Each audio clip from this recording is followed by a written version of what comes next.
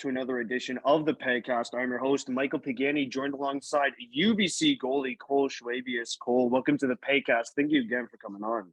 Thanks for having me, man. Appreciate it. So let's just catch up here. How I've been doing recently. Last night was just a wild gold medal game. I mean, I'm pretty sure we can guarantee Mason McTavish's save will go down as the golden save. We got Crosby's golden goal. I'm sure you've made a lot of desperation saves before, but nothing compares to that last night. No, I think not exactly on a stage like that. That was pretty surreal. Yeah, just even watching on TV, right? You kind of think the game's over and it's still going. That was something else. Well, and I guess one thing that I forgot to mention to you off air was so I was out at a bar with my buddies, all right? And so this bar, QB Sports, it's brutal. Like the way that it was done. So I was in the back, and so my friends were my friends and I were in the back, and so they had like 25 TVs or whatever, all right? And 10 o'clock, it's a 1-goal game. It's 2-1 by this time. 13 minutes left in the third period, and they paid for the UFC fights, right? Because that's kind of like their special there. So Yeah. at 10 o'clock, they start flipping like 95% of the TVs to the UFC fights, and I'm like, what in the hell is happening here? Like, do they not realize that we're in Canada? And I thought hockey kind of prioritized everything there. So we're chatting amongst ourselves, like, what's happening? Anyway, my friend John, he goes up and he, tells the bartender, like, hey, is there any way you can flip on the World Juniors game just on like one of the TVs that wasn't part of the main, part of the main Yeah. TVs there. Like, it was Just just one on the one that was side. in the corner, right? Yeah. So it Yeah. wouldn't take away from the big Right over the audience urinal. there. You get that one. Yeah, exactly.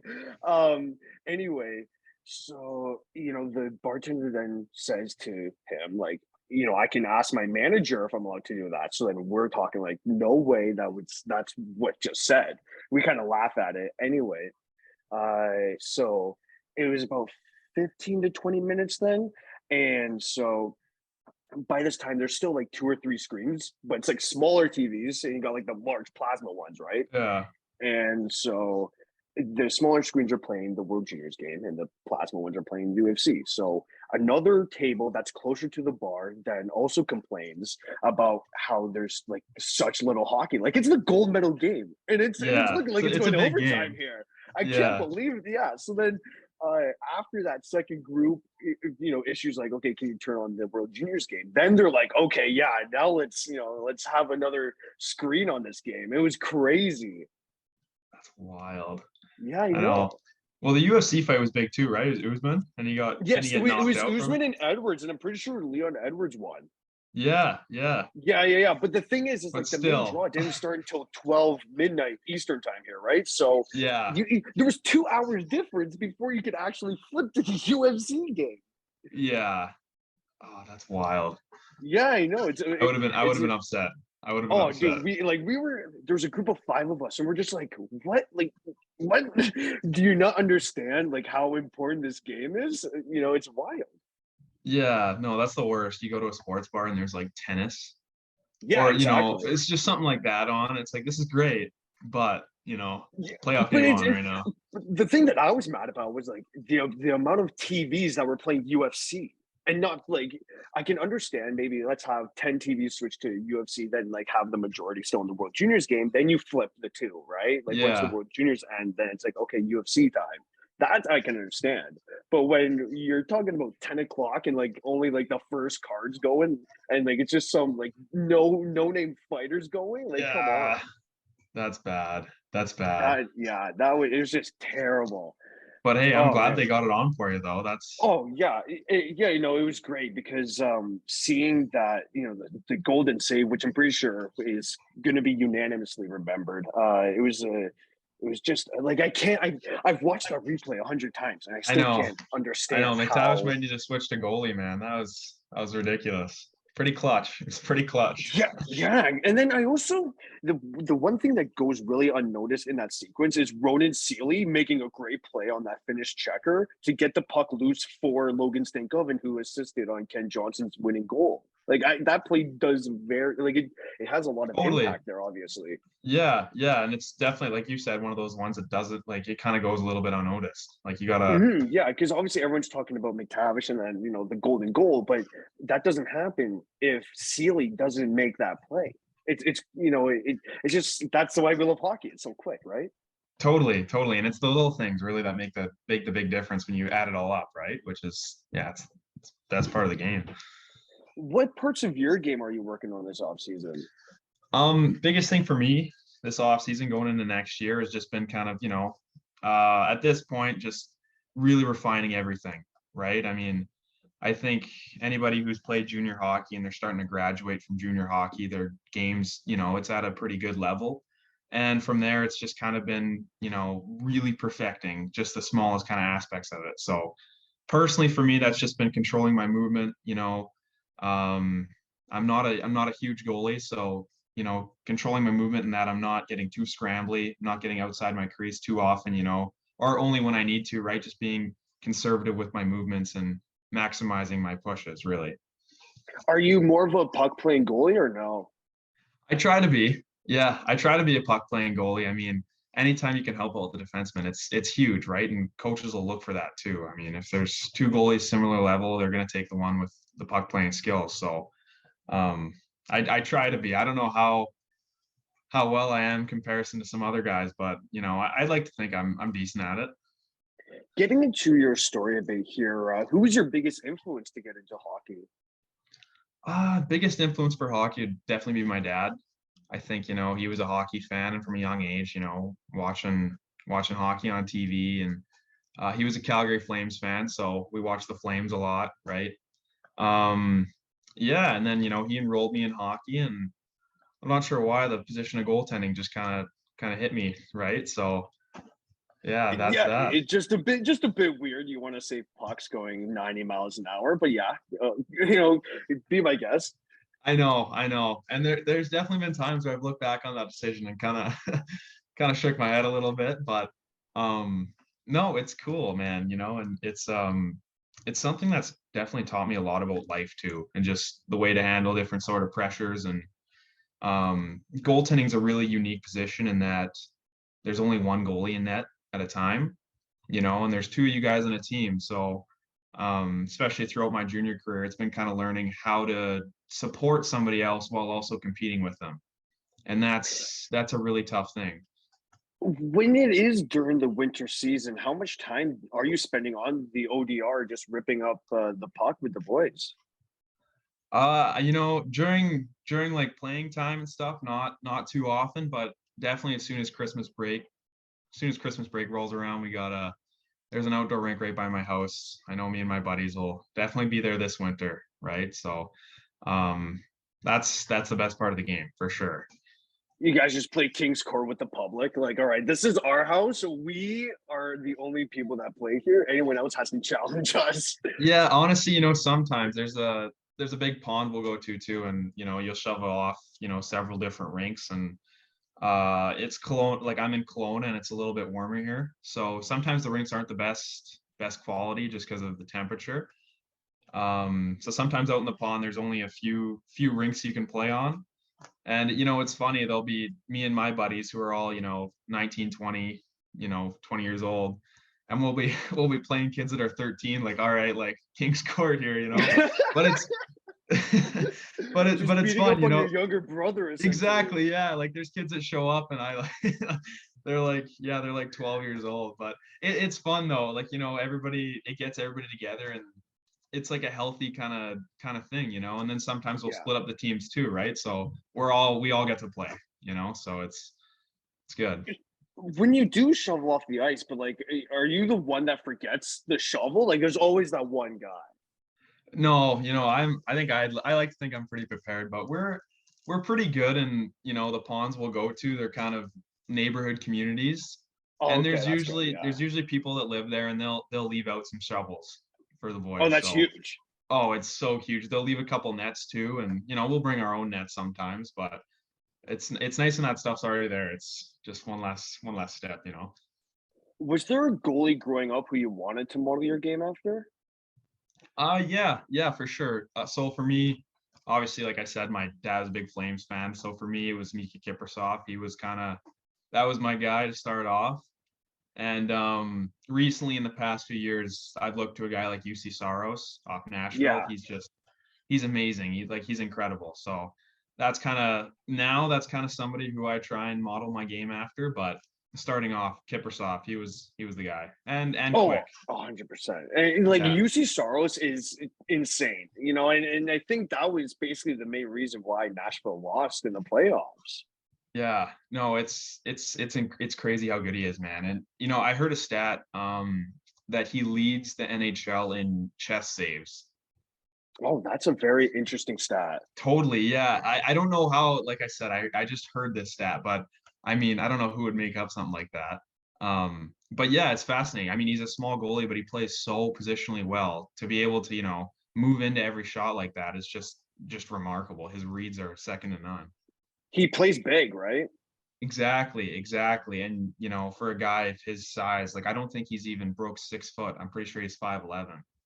Like, Sorry, you yeah. mentioned that you're in Kelowna there. I want to mention the 2010 Olympics because they were just a few hours away there. Did you ever do you have any memories of those? Yeah, so they had totally, that was obviously for Canada, that was pretty special. No, they had the torch passing, they did that and they came through Kelowna. And I forget who they had, but there was somebody that passed the torch through Kelowna, and that was a really big thing. The whole community came out. And yeah, I think I was only like, I don't know, 10 years old at the time or whatever, but that was pretty special for sure. And then obviously seeing, Team Canada win that with Sidney Crosby's goal, like that was amazing, man. Yeah, exactly. And it would just be memories that we will always remember where we were, like what we were doing, right? Totally. No, I remember calling my buddy back and forth. We each had our Team Canada jerseys on, and we were both super superstitious, right? So I'd Yeah, phone them up, and if Team Canada got down, it's like, hey, you still have your jersey on? No, I took mine off. Okay, me too. And we were kind of coordinating it, right? Because I don't know, we thought it'd help somehow, but um, exactly. yeah, it's little things like that, right? That stick with you. So getting into your career part here, you played with the Okanagan Rockets, which is actually a very good developmental program for a lot of WHL players that go through it. And you had the chance to do so. How did they help with your development? Yeah, so I did a few years at the Okanagan Hockey Academy before going there, which is again another kind of academy type league, which was awesome. And then I went to Okanagan Rockets, it was nice. It was my hometown, right? I got to live at home.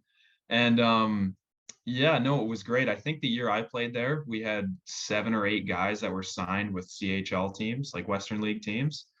And it was ran pretty much like a major junior team. We'd go to school in the morning, and then around 12 1 o'clock we'd go to the rink, we'd practice, and we'd have a workout most days.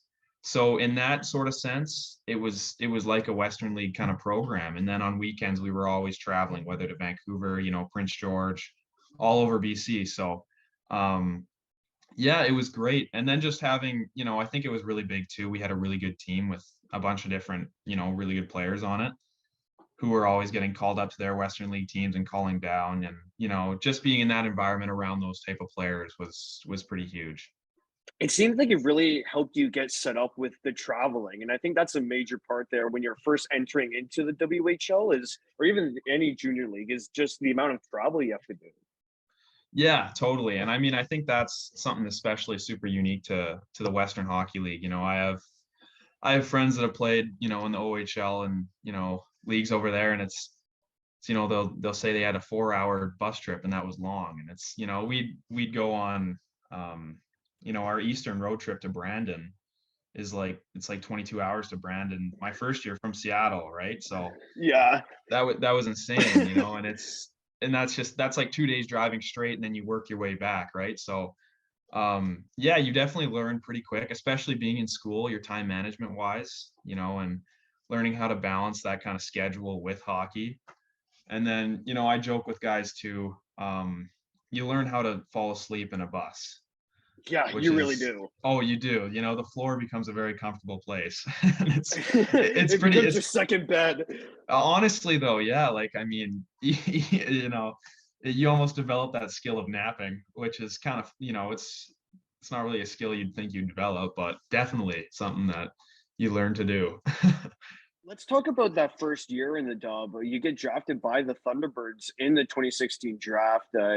How big was that for you?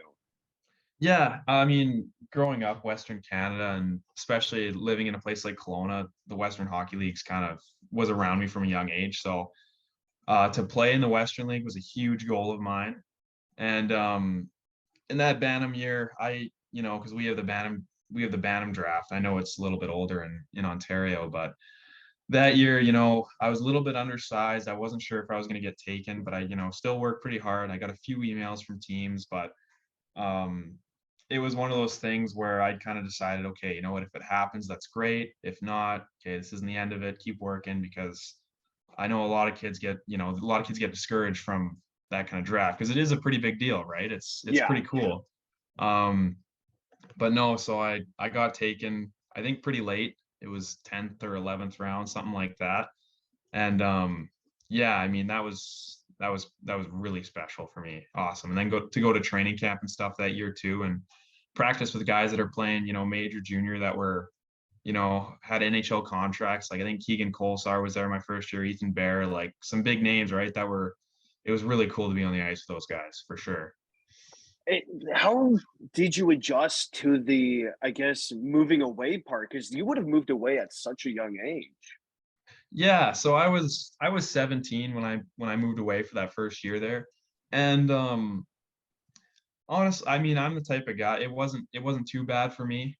And Kelowna to Seattle is only 6 hours, so it wasn't a huge time distance. Like my parents still could come up. I'd see them, once every month up until Christmas, and then I got, a week with them. So it was okay. I adjusted fine with it, but there were definitely some points in the season that weren't going as well.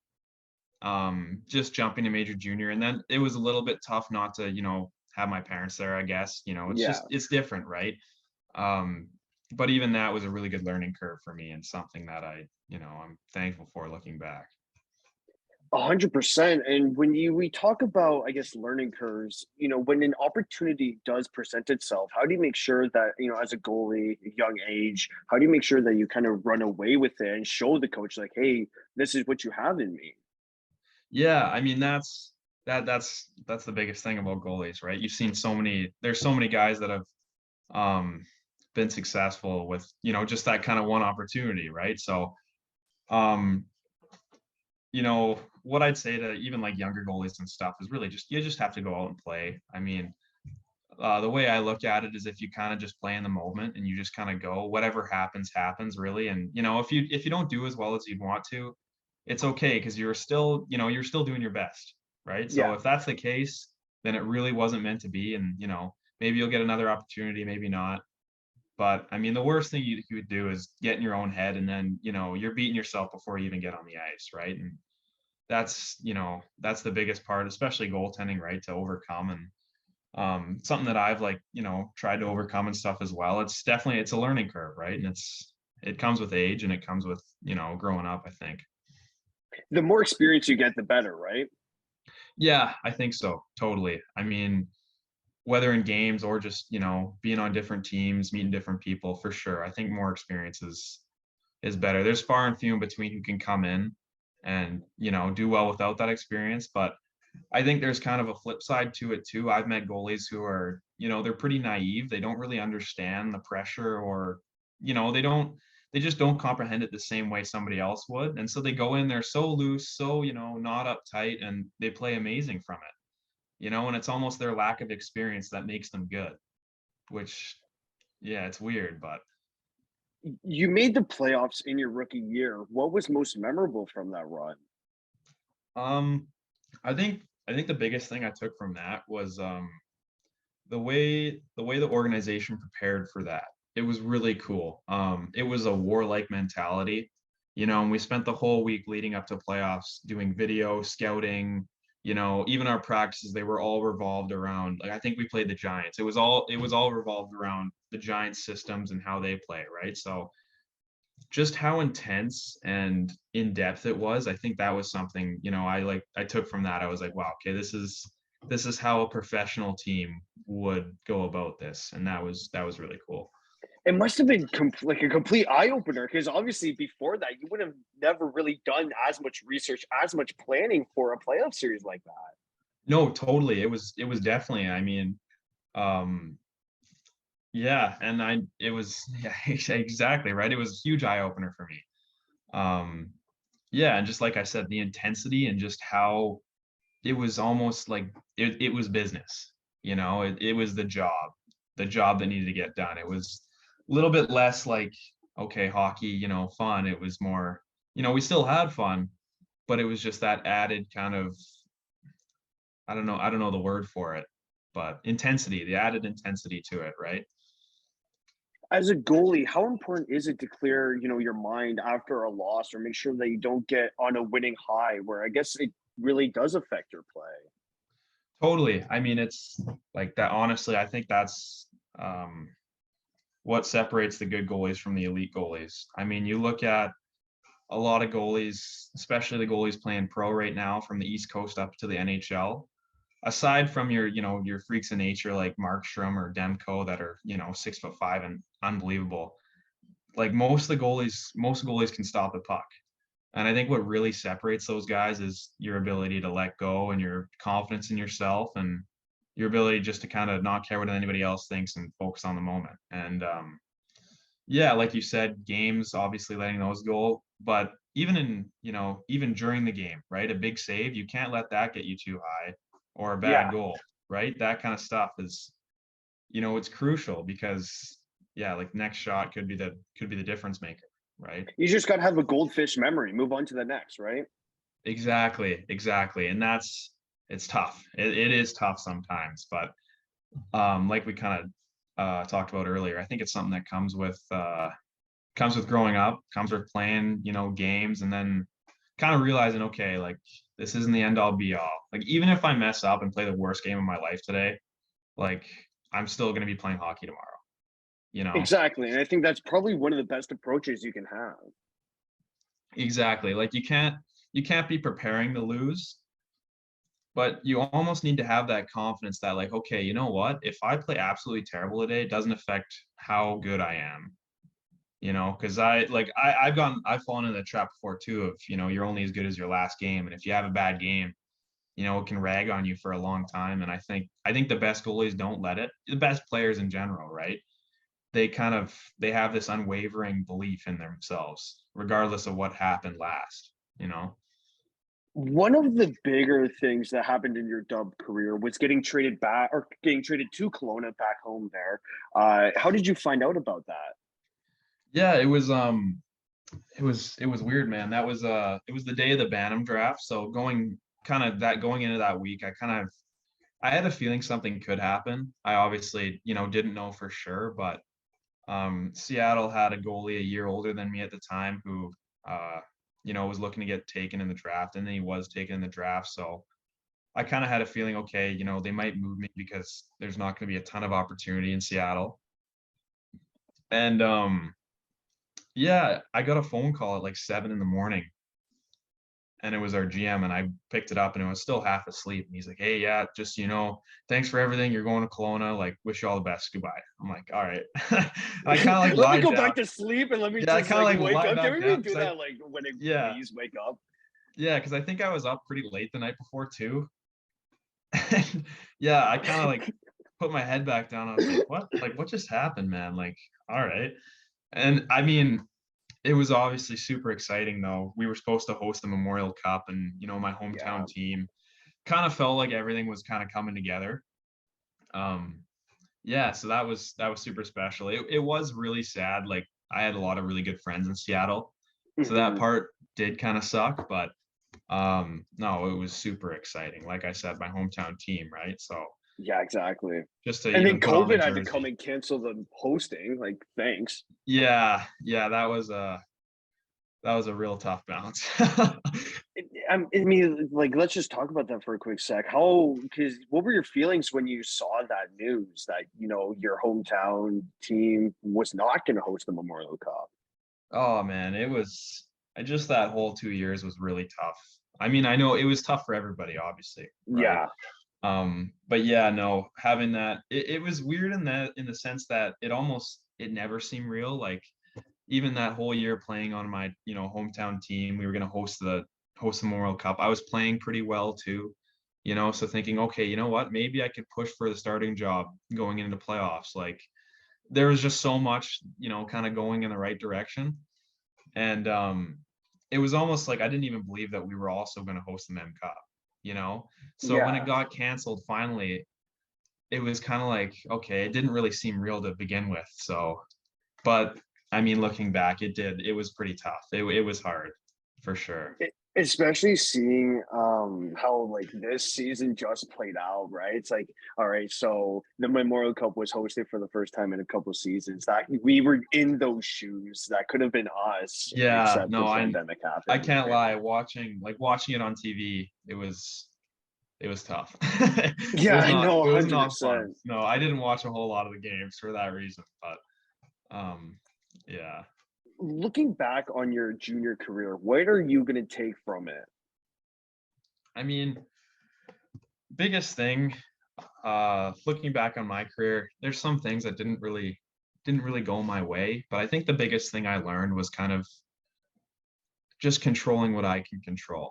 Because I think looking back, there's a few things that, were kind of out of my hands that, whether I deserved it or not, kind of happened. And it's frustrating.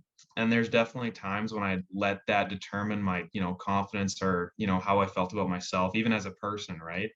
Yeah. And I mean, I think that was just, growing up really fast. It happens in the workplace all the time. People, don't get picked for jobs, don't get this, don't get that, right? And I think for me, learning that at a pretty young age, just the way things kind of work, not in your favor sometimes, it is a good lesson to learn. And then just being able to, stay with it and keep working hard and controlling what you can control.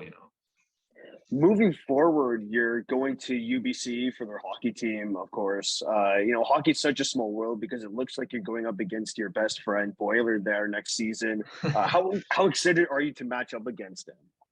I'm super excited. Yeah, no, it's cool, and it's cool in the sense too that I've got a few other buddies that are going all over Mount Royal. They're going to University of Calgary, so um, it's funny in the sense that it's all the same guys I've kind of played against and grew up Yeah, with, and now we're just kind of still all playing against each other, just at a bit of a different level, right? So definitely excited. And then just for me going to university too, I'll be reuniting with some old teammates and then some guys that I played against growing up, which is pretty cool too. it's such a small circle. Like it's such a small Totally. world. Hockey is right. Yeah. You just never know who you're going to match up against. Like, oh, hey, I played against you. I played with you, right? Like, look at where we are now. 100%. And it's one of those things, you walk into a dressing room and you don't know anybody, and chances are you'll find somebody who knows somebody that you do, right? You'll have Yeah, somebody exactly.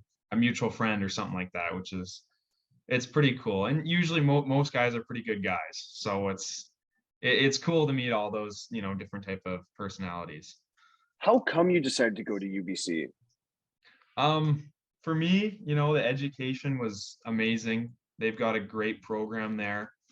And it's also just so close to home, Yeah, 4 hours. It's in Vancouver, which the city of Vancouver is really cool too. And the hockey program there is awesome. I think it's looking like this year we got a really good chance for a national championship. So that's super exciting. And yeah, no, I'm super excited. as we close off this interview here, do you have any advice for aspiring goalies? I think the biggest thing, really, it sounds super cliche, but just make sure you're having fun with it. I know growing up for me, I got super, I almost took it too intense sometimes, which was, double-edged sword. I think it helped me to a point, but at some point, you just got to go out and compete and stop the puck. And I think if you work hard and you show up and you do your work every day, you'll get to the level you want to be. It's not going to be perfect. There's going to be some setbacks, You're not going to have the best day every day, but if you consistently show up and work, then you'll get to where you want to be. So I'd like to thank again Cole Schwebius for joining me on today's Pagcast. Thank you again, Cole. Thanks for having me, man.